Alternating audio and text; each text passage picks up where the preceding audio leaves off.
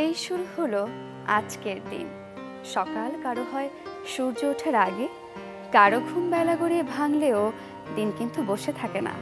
সকালে তাই আপনাদের সাথে নিয়ে শুরু করতে চাই একটি চমৎকার দিন। আমরা মনে করি প্রতিটি দিনই সবচেয়ে সেরা। দর্শক, মেঘ বৃষ্টির সকালে আপনাদের সবাইকে আমন্ত্রণ জানাই। শুভ সকাল। আমন্ত্রণ কেওয়াই স্টিল নিবেদিত সকাল 24-এ। আজ বৃহস্পতিবার 20 আষাঢ় 1431 বঙ্গাব্দ 4 জুলাই 2024 খ্রিস্টাব্দ। আপনাদের সাথে রয়েছি আমি সারিকা তাবাসসুম। দর্শক, নরসিংদীর লটকন দেশীয় চাহিদা মিটিয়ে কিন্তু এবার বিদেশের মাটিতেও রফতানি হচ্ছে। দেশীয় হলুদ আঙুর নামে খ্যাত এই বিশেষ ফলটির একটু বাজার পরিস্থিতি নিয়ে আমরা জেনে আসব।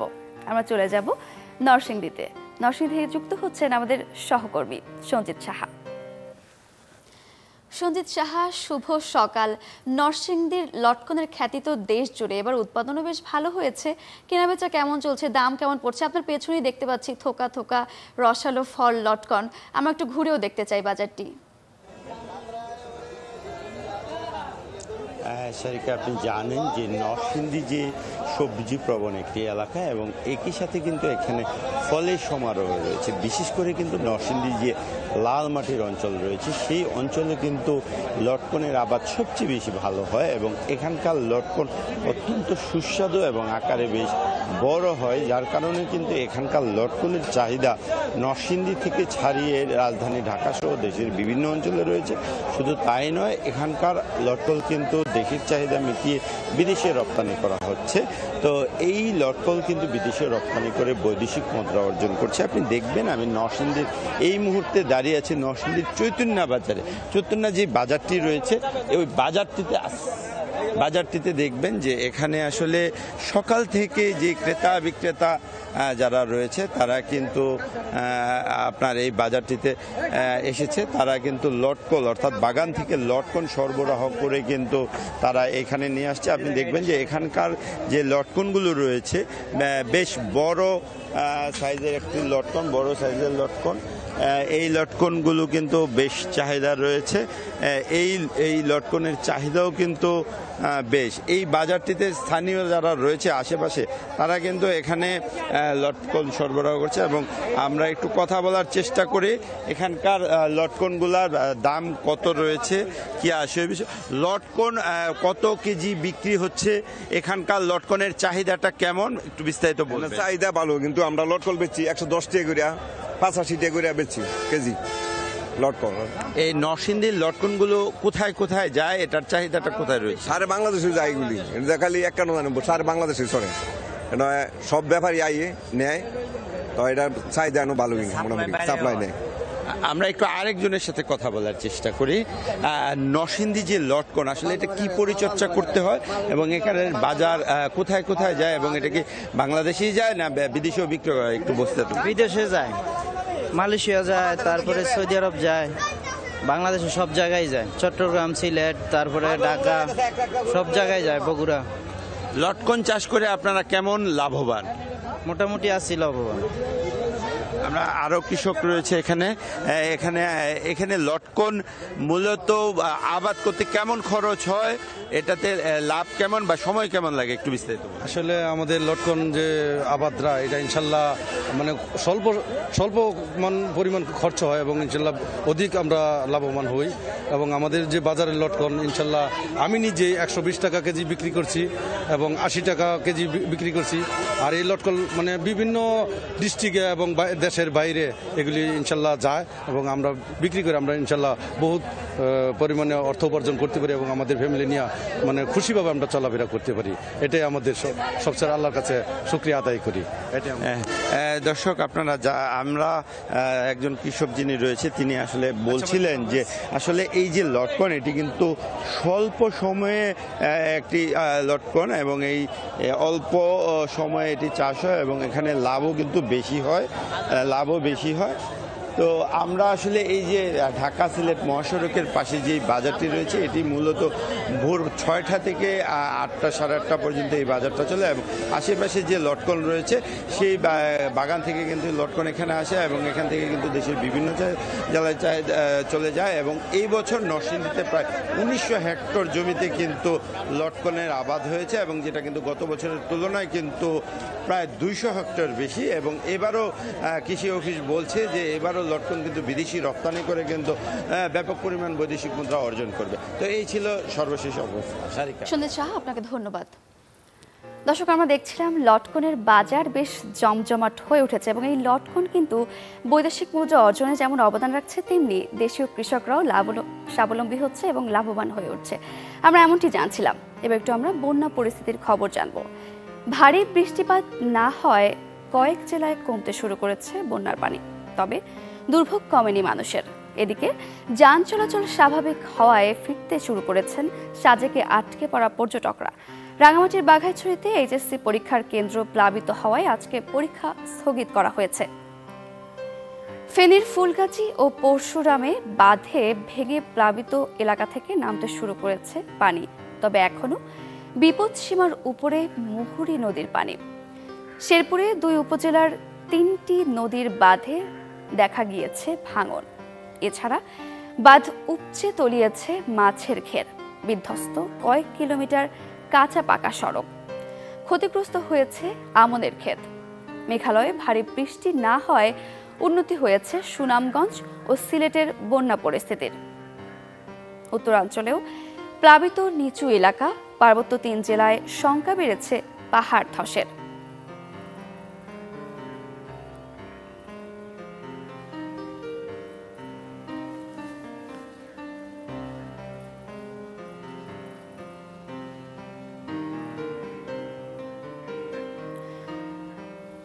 দর্শক, আমরা একটু গাইবান্ধার খবর নিয়ে আসি। গাইবান্ধায় সাঘাটা উপজেলার কালভার্ট ভেঙে তলিয়েছে প্রায় 20টি গ্রাম। আরো খবর জানাতে যুক্ত হচ্ছেন সহকর্মী আসাদুজ্জামান মামুন। মামুন, গাইবান্ধার সার্বিক পরিস্থিতি নিয়ে আমাদের জানাবেন। হ্যাঁ সারিকা, আমি এই মুহূর্তে দাঁড়িয়ে আছি গাইবান্ধা শহরের প্রাণকেন্দ্র দিয়ে বয়ে চলা ঘাঘর নদীর পাড়ে। এটা ঘাঘর নদীটাও 2 কূল ছাপিয়ে কিন্তু পানি উপচে নিম্ন অঞ্চল প্লাবিত হয়ে গেছে। গতকাল গাইবান্ধার সাঘাটার ভরতখালীতে এখানে একটি সোনালী বাঁধের উপরে যে একটা কালভার্ট ছিল সেই কালভার্টটি ভেঙে যায়। ভেঙে যাওয়ার পরে কিন্তু সেখানে আপনার প্রায় ফুলছড়ি উপজেলা এবং সাঘাটা উপজেলার প্রায় 20টি গ্রাম কিন্তু পানির নিচে তলিয়ে গেছে। সেখানকার যে মৎস্য খামারিরা যারা রয়েছিল, যাদের মাছ পুকুরে ছিল, সেগুলো কিন্তু ভেসে গেছে। পাশাপাশি জমিতে গ্রীষ্মকালীন শাকসবজি এবং পটল, বাদাম থেকে অন্যান্য ফসল কিন্তু তলিয়ে গিয়েছে। আমার পিছনে দেখতে পাচ্ছেন যে দেখেন যে গাইবান্ধার যে এই ঘাঘর নদীর পাড় রয়েছে, এই পাড়ে কিন্তু আপনার 2 কূল ছাপিয়ে কিন্তু পানিবন্দী হয়ে পড়েছে মানুষজন। এখানে গাইবান্ধা সদর উপজেলা, সুন্দরগঞ্জ এবং ফুলছড়ি ও সাঘাটা উপজেলার এই 4টি উপজেলার মধ্যে পানিটা প্রবাহিত হচ্ছে। এখানে ব্রহ্মপুত্র নদের পানি 26 সেন্টিমিটার বিপদসীমার উপর দিয়ে এখনো প্রবাহিত হচ্ছে, কিছুক্ষণ আগে যেটা কন্ট্রোল রুম থেকে জানতে পেরেছি। এছাড়া গাইবান্ধার ঘাঘর, ব্রহ্মপুত্র, করতোয়া, তিস্তা নদীর পানি এখনো বিপদসীমার উপরে যায়নি, তবে পানি কিন্তু প্রতিনিয়তই বাড়ছে। আমি যেটা পেরেছি যে এই নদ নদী পানি বাড়ার থাকায় সদর উপজেলার কামারজানি, ঘাগুয়া, ফুলছড়ি উপজেলার এরেন্ডাবাড়ি, ফজলুপুর, কঞ্চিপাড়া, সুন্দরগঞ্জ উপজেলার তারাপুর, হরিপুর, চণ্ডীপুর ইউনিয়নের নিম্ন অঞ্চল প্লাবিত হয়েছে। এসব এলাকার মানুষের কলা গাছের ভেলা আর নৌকায় যাতায়াতের একমাত্র মাধ্যম হয়ে উঠেছে। এছাড়া অনেক পরিবার তাদের গৃহপালিত পশু নিয়ে কিন্তু বন্যা নিয়ন্ত্রণ বাঁধে আশ্রয় নিয়েছে বলে জানতে পেরেছি। পাশাপাশি আমি যদি আপনাকে জানাই যে গাইবান্ধার যে এই 4টি উপজেলা সহ গাইবান্ধার যে বন্যা দুর্গত এলাকায় যেমন আপনার প্রস্তুতি নিয়ে রেখেছে জেলা প্রশাসনের পক্ষ থেকে, উদ্ধার অভিযান থেকে, আশ্রয় কেন্দ্র থেকে করেছে। এর আগের যে কিছুদিন আগে, 10 সপ্তাহখানিক আগে তারা কিন্তু জেলা প্রশাসন দুর্গত মানুষের মাঝে শুকনো খাবার এবং নগদ টাকা বিতরণ করেছে। এখন মন্ত্রণালয়ে ঢেউটিন এবং নগদ অর্থ এবং শুকনো খাবারের জন্য কিন্তু আপনার চাহিদা পাঠানো হয়েছে বলে আমি এনডিসি জুয়েল মিয়া আমাকে জানিয়েছেন। বন্যা পরিস্থিতি প্রতিনিয়তই বাড়ছে, মানুষজন দুর্ভোগ। মামুন, ধন্যবাদ আপনাকে। দর্শক, গাইবান্ধার বন্যা পরিস্থিতি নিয়ে আমরা জানছিলাম, এবার একটু আমরা চলে যাব মৌলভীবাজারে। মৌলভীবাজারের খবর জানাতে যুক্ত হচ্ছেন সহকর্মী আব্দুর রব। আব্দুর রব, নদ নদীর পানি কমতে শুরু করেছে কিনা এবং কোনো ধরনের জলাবদ্ধতার সৃষ্টি হয়েছে কিনা? সারিকা, আমি এখন দাঁড়িয়ে আছি মৌলভীবাজারের মনু নদের পারে। মৌলভীবাজারের মনু নদী এবং হাকালুকি হাওর বা কুশিয়ারা নদী, এই অঞ্চলগুলো আসলে এই সময়ে পানি ব্যাপকভাবে বৃদ্ধি পায় এবং বৃদ্ধি পাওয়ার ফলে নদ নদী কেন্দ্রিক যে বন্যা এবং হাওর কেন্দ্রিক যে বন্যা, এক পর্যায়ে জলাবদ্ধতার সৃষ্টি হয়। মূলত উজান থেকে যে পাহাড়ি ঢল এবং অতিবৃষ্টির ফলে এই নদ নদীগুলো ফুসে উঠে, বিশেষ করে মনু, কুশিয়ারা এবং ধলাই, এবং এর প্রেক্ষিতে আসলে মৌলভীবাজারে অনেক বাড়িঘর ক্ষতিগ্রস্ত হয়।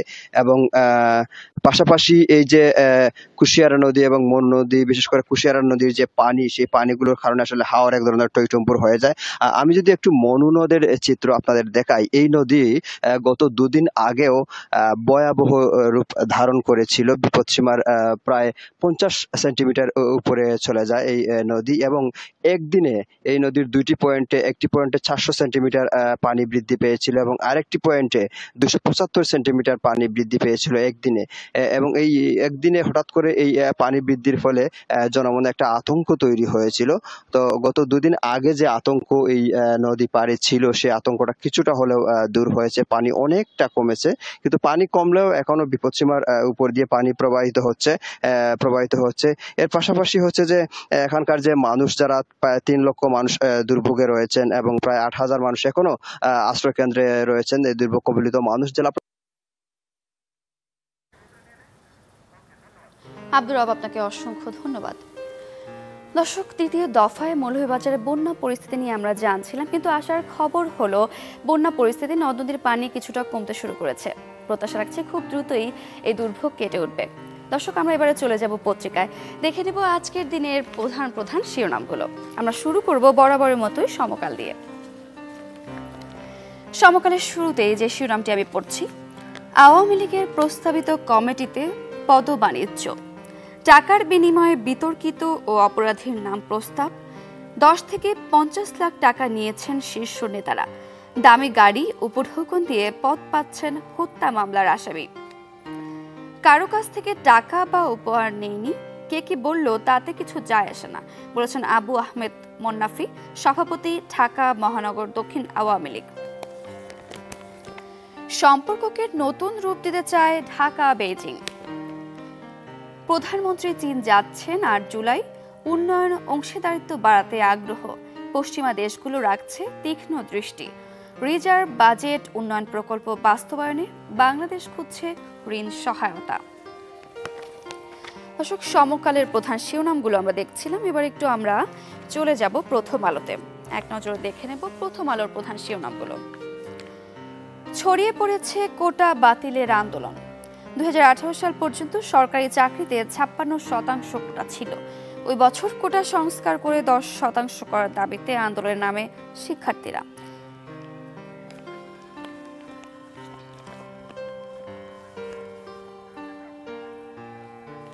দর্শক, আপনাদেরকে মনে করিয়ে দেই, কোটা আন্দোলন চলছে, সেই সাথে আজ এসএসসি পরীক্ষাও রয়েছে। আমরা কোটা নিয়ে শিরোনামটি পড়ছিলাম, আমরা পাশাপাশি আরও একটি শিরোনাম দেখছি, বিশ্ববিদ্যালয় অচল, মন্ত্রীর সঙ্গে বৈঠকের অপেক্ষায় শিক্ষকেরা। শিক্ষক সমিতি ফেডারেশনের মহাসচিব বলেছেন, আজ সড়ক মন্ত্রীর সঙ্গে বৈঠক হবে, তবে এ নিয়ে সরকারি ভাষ্য পাওয়া যায়নি। সাবেক এক ছাত্রলীগ নেতার মাধ্যমে বার্তা পেয়ে মন্ত্রীর সঙ্গে কথা বলেন শিক্ষক সমিতি ফেডারেশনের মহাসচিব। প্রথম আলোর পরে আমরা একটু দেখব দৈনিক ইত্তেফাকের শিরোনামগুলো। ওবায়দুল কাদেরের সঙ্গে শিক্ষক নেতাদের বৈঠক আজ, কর্মবিরতি চলছে। সর্বজনীন পেনশনের প্রত্যয় স্কিম বাতিলের দাবিতে তৃতীয় দিনের মতো সর্বাত্মক কর্মবিরতি পালন করেছেন দেশের 35টি পাবলিক বিশ্ববিদ্যালয়ের শিক্ষক কর্মকর্তা কর্মচারীরা। বুধবার ঢাকা বিশ্ববিদ্যালয়ের কলা ভবনের মূল ফটকে অবস্থান কর্মসূচি পালন করেন ঢাকা বিশ্ববিদ্যালয়ের শিক্ষকেরা।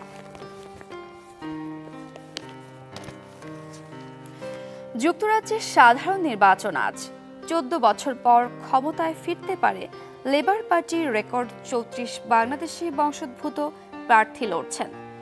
যুক্তরাজ্যে সাধারণ নির্বাচন আছে, নির্বাচনের মাধ্যমে 14 বছর পর আবারও বিরোধী দল লেবার পার্টি ক্ষমতায় আসতে পারে বলে বিভিন্ন জরিপের পূর্বাভাসে বলা হয়েছে। দর্শক, আমরা চলে যাব কালের কণ্ঠে। আন্দোলন, অসন্তোষে শিক্ষায় অস্থিরতা। দর্শক, কোটা বিরোধী আন্দোলন নিয়ে প্রায় প্রত্যেকটি পত্রিকাতেই শিরোনাম আমরা দেখছি। পাশাপাশি ভারতকে ট্রানজিট দিয়ে ক্ষতিটা কি হচ্ছে, সংসদে প্রধানমন্ত্রীর প্রশ্ন। আওয়ামী লীগ নয়, জিয়া খালেদা এরশাদ দেশ বিক্রি করেছে, এমনটি দাবি করছেন প্রধানমন্ত্রী। সাদিক একরর প্রতারণার প্রমাণ দুদকের হাতে।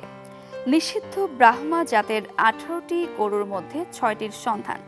সাদিক একরর মোহাম্মদপুরের খামারে অভিযান চালিয়ে নিষিদ্ধ ব্রাহ্মা জাতের 6টি গরু জব্দ করেছে দুর্নীতি দমন কমিশন, দুদক। দর্শক, চলে যাব বণিক বার্তায়। নতুন হিসেবে রফতানি আয় কমেছে প্রায় 30%। বিউপির অনেক হিসাব নিকাশ পাল্টে গেছে। রপ্তানি উন্নয়ন ব্যুরো চুপচাপ। বাংলাদেশ ব্যাংকের রফতানি আয়ের হিসাব সংশোধন। 2023-24 অর্থবছরের প্রথম 10 মাসে 47.47 বিলিয়ন ডলারের রফতানি দেখিয়েছে ইপিবি। সংস্থাটির দেয়া এই তথ্য থেকে এক ধাক্কায় 13.80 বিলিয়ন ডলার বাদ দিয়েছে বাংলাদেশ ব্যাংক। দর্শক, এই ছিল আজকের দিনের প্রধান প্রধান শিরোনামগুলো। এবারে সময় হলো কেওয়াই স্টিল নিবেদিত সকাল 24-এ ছোট্ট একটা বিরতির। ফিরছি আরও আয়োজন নিয়ে, আমাদের সঙ্গেই থাকুন।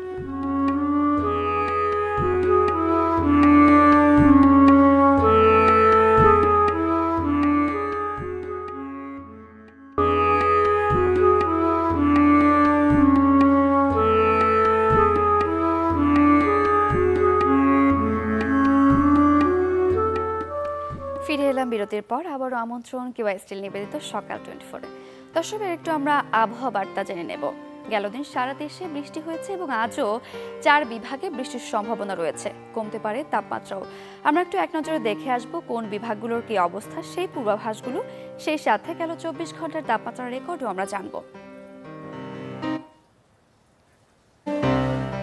ঢাকায় আজ সর্বোচ্চ তাপমাত্রা 29 ডিগ্রি সেলসিয়াস, সর্বনিম্ন 26 ডিগ্রি সেলসিয়াস। রাজশাহীতে 31.2 ডিগ্রি সেলসিয়াস, সর্বনিম্ন 25.8। রংপুরে সর্বোচ্চ 28.7, সর্বনিম্ন 26 ডিগ্রি সেলসিয়াস। ময়মনসিংহে সর্বোচ্চ 29.6, সর্বনিম্ন 26.6। সিলেটে সর্বোচ্চ 30.7, সর্বনিম্ন 25.3। চট্টগ্রামে সর্বোচ্চ 30.6 ডিগ্রি সেলসিয়াস, সর্বনিম্ন 25.6। খুলনায় সর্বোচ্চ 32.5, সর্বনিম্ন 26 ডিগ্রি সেলসিয়াস। বরিশালে সর্বোচ্চ 31.1, সর্বনিম্ন 25.5। দেশের সর্বনিম্ন তাপমাত্রা বান্দরবানে 23.5 ডিগ্রি সেলসিয়াস। দেশের সর্বোচ্চ তাপমাত্রা ভোলায় 34.2 ডিগ্রি সেলসিয়াস। আজ সকল বিভাগের অধিকাংশ জায়গায় অস্থায়ীভাবে দমকা হাওয়া সহ হালকা থেকে মাঝারি ধরনের বৃষ্টি, বজ্রসহ বৃষ্টি হতে পারে। সেই সাথে কোথাও কোথাও মাঝারি থেকে ভারী থেকে অতি বর্ষণ হতে পারে। সারা দেশে দিন ও রাতের তাপমাত্রা প্রায় অপরিবর্তিত থাকবে। দর্শক, আবহাওয়া বার্তাটি জানছিলাম। এবারে চলে যাচ্ছে ভিন্ন একটি প্রসঙ্গে। আপনারা জানেন পাবনা গরুর দুধ উৎপাদনের জন্য বিখ্যাত। অনেকটা নীরবে ছানা উৎপাদন শিল্পে বিপ্লব ঘটেছে উত্তরের জেলা পাবনায়। জেলার 9টি উপজেলায় গড়ে ওঠা 143টি কারখানায় দৈনিক তৈরি হয় 30,000 কেজি ছানা। কেনাবেচা হয় কোটি টাকারও বেশি। স্বল্প সুদে ঋণ সুবিধা ও সরকারি পৃষ্ঠপোষকতা পেলে খাতটি আরও এগিয়ে যাবে বলে দাবি উদ্যোক্তাদের। রসনা বিলাসীদের প্রিয় খাবার মিষ্টি তৈরিতে প্রয়োজন পড়ে ছানার। আর এই ভালো মানের ছানা তৈরির জন্য সুখ্যাতি রয়েছে উত্তরের জেলা পাবনার। কারিগররা জানান, দুধ সংগ্রহের পর তা বড় পাত্রে ঢেলে দীর্ঘক্ষণ আগুনে জাল দিয়ে ঘন করা হয়। এরপর প্রক্রিয়াকরণের মাধ্যমে তৈরি হয় ছানা। এভাবে 1 মণ দুধ থেকে পাওয়া যায় মাত্র 8 কেজি। গুণগত মানে কোনো কমতি না থাকায় এখানকার পণ্যের কদর সারা দেশে বাড়ছে বলে দাবি তাদের। কোনো ভেজাল দুধও ক্রয় করি না, সর্বোচ্চ দেখে শুনে নিই এবং কোয়ালিটি সর্বোচ্চ মানেরই আমরা করে থাকি। দুগ্ধ ভাণ্ডার হিসেবে পরিচিত পাবনার 9টি উপজেলায় মোট ছানা তৈরির কারখানা আছে 143টি, যেখানে দৈনিক উৎপাদন হয় 30,000 কেজি ছানা। কেনাবেচা হয় কোটি টাকারও বেশি। ব্যবসায়ীরা বলছেন দুধের দামের সাথে ওঠানামা করে ছানার দামও। এখন ননি সহ প্রতি কেজি ছানা বিক্রি হচ্ছে 350 টাকায়। স্পেশাল যেটা ননি আপনার ননি সহ আর কি, সেটা 350 টাকা কেজি। আর একটা আছে আপনার একটু ফ্যাট কম, সেটা হলো আপনার 280 টাকা কেজি। ছানা উৎপাদনের সাথে সংশ্লিষ্টদের প্রশিক্ষণ সহ সব ধরনের সহায়তা দেওয়ার কথা জানালেন প্রাণী সম্পদ কর্মকর্তা। তারা দেশীয় পদ্ধতিতে গবাদি পশু লালন পালন করে সেখান থেকে যে উৎপাদিত দুধ, সেই দুধ থেকে কিন্তু তারা ছানা উৎপাদন করে। আমরা প্রাণী সম্পদ এবং ডেইরি উন্নয়ন প্রকল্পের মাধ্যমে কিন্তু আমরা দেশে ক্লিন সেপারেটর মেশিন দিয়েছি এবং তাদের খরচ কম হচ্ছে, তারা কিন্তু একটা পিওর ছানা বাংলাদেশের প্রত্যন্ত অঞ্চলে কিন্তু সরবরাহ করতে পারছে। প্রতি বছর জেলায় উৎপাদিত ছানার কেনাবেচা হয় কমপক্ষে 300 কোটি টাকা। Desk report, channel 24। দর্শক, সমকালে পর্যটন স্থান পতেঙ্গা সৈকত নিয়ে একটি শিরোনাম করা হয়েছে। আমি শিরোনামটি পড়ছি। দখলে শ্রীহীন পতেঙ্গা সৈকত, চাঁদার ভিত্তিতে গড়ে উঠেছে ছোট বড় 2 শতাধিক অবৈধ স্থাপনা। দর্শনার্থীর হাঁটা চলার পথও সংকীর্ণ। দখলদার উচ্ছেদে প্রশাসন জিরো টলারেন্স। চট্টগ্রামের পতেঙ্গা সমুদ্র সৈকতে গড়ে উঠেছে 2 শতাধিক অবৈধ স্থাপনা। আমরা পড়ছিলাম দর্শক, পতেঙ্গা সমুদ্র সৈকতের এই পরিস্থিতি আমরা দেখছিলাম, এই দৃশ্য আমরা দেখছিলাম পর্যটনের। আমরা একটু চলে যেতে চাই দেশের বাইরে, আমরা চলে যাব ইতালিতে, জেনে আসবো সেখানকার পর্যটন পরিস্থিতি নিয়ে।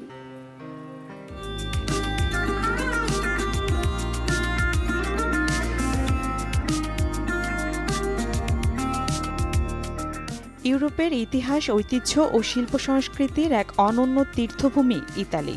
রোমান সাম্রাজ্যের রোম শহর ঘিরেই গড়ে উঠেছে দেশটির জনপদ। রোমের সবচেয়ে বিখ্যাত নিদর্শন হল কলোসিয়াম। এটি আসলে একটি অ্যাম্ফিথিয়েটার। বিশ্বের সেরা স্তম্ভের চোখ ধাঁধানো নৈপুণ্যে আপনি মুগ্ধ হবেন। এটি মঞ্চনাটক, গ্ল্যাডিয়েটরদের লড়াই ও বিদ্রোহীদের মৃত্যুদণ্ড কার্যকরের জন্য ব্যবহার করা হতো। এই শহরে আরও দেখতে পাবেন ট্রেভি ফাউন্টেন ও বেসিলিকা সান পাওলো ফুরি লে মুরা। ইতালির অন্যতম পর্যটন নগরী ভেনিস। ভ্রমণ পিপাসুদের কাছে ভেনিস হল নান্দনিক ভাসমান শহর। দেখলে মনে হয় শিল্পীর তুলিতে আঁকা। এই শহরটির সৌন্দর্য উপভোগ করতে হলে আপনাকে পায়ে হেঁটে অথবা গন্ডোলায় চড়ে ভ্রমণ করতে হবে। ইতালির 1000 বছরের পুরনো শহর নাপোলি। আপনি যদি প্রাচীন ইতিহাস এবং প্রত্নতত্ত্বে আগ্রহী হন, তাহলে নাপোলি জাতীয় প্রত্নতাত্ত্বিক জাদুঘরে অবশ্যই যাবেন। ক্যাস্টেল নোভো নাপোলির অন্যতম প্রধান ঐতিহাসিক স্থানগুলোর একটি। এটির 5টি বৃত্তাকার ক্রেনুলেটেড টাওয়ার এবং একটি দুর্দান্ত বিজয়ী খিলান রয়েছে। ইতালির নবজাগরণ শুরু হয়েছিল ফ্লোরেন্স নগরী থেকে। বিশ্বের সবচেয়ে প্রাচীনতম শিল্প জাদুঘর ইউফিজি গ্যালারি ফ্লোরেন্সে অবস্থিত। এখানে প্রাচীন গথিক থেকে রেনেসা ও 16 শতকের চিত্রকলার বিস্তৃত সংগ্রহশালা রয়েছে। মিলানের সান্তা মারিয়া দেল্লে গ্রাজ্জি গির্জায় লিওনার্দো দা ভিঞ্চির দেয়ালচিত্র দ্য লাস্ট সাপার এবং ইতালির বিখ্যাত অপেরা ভবন লা স্কালা দেখতে হলে এই শহরে আপনাকে যেতে হবে। ডুমো মিলান ক্যাথেড্রাল মিলানের আরেকটি জনপ্রিয় স্থাপনা। এটি একটি টেরাকাটা টাইলড গম্বুজ বিশিষ্ট আইকনিক ক্যাথেড্রাল। এছাড়া রয়েছে মাইকেলেঞ্জেলোর বিশাল আকারের মূর্তি, পন্টেভেচিও ব্রিজ সহ অসংখ্য স্থাপনা। ইতালির প্রাচীন গৌরবময় প্রসিদ্ধ নগরী পিসা। এখানে জন্মগ্রহণ করেন বিখ্যাত বিজ্ঞানী গ্যালিলিও। প্রাচীন এই নগরীতে দেখবেন বিখ্যাত সেই হেলানো টাওয়ার। ইতালির আরেকটি জনপ্রিয় পর্যটন স্পট হল ক্ষুদ্র মৎস্যজীবীদের গ্রাম পোর্টোফিনো। সমুদ্র ও সৈকতের জন্য পরিচিত এই গ্রামটি।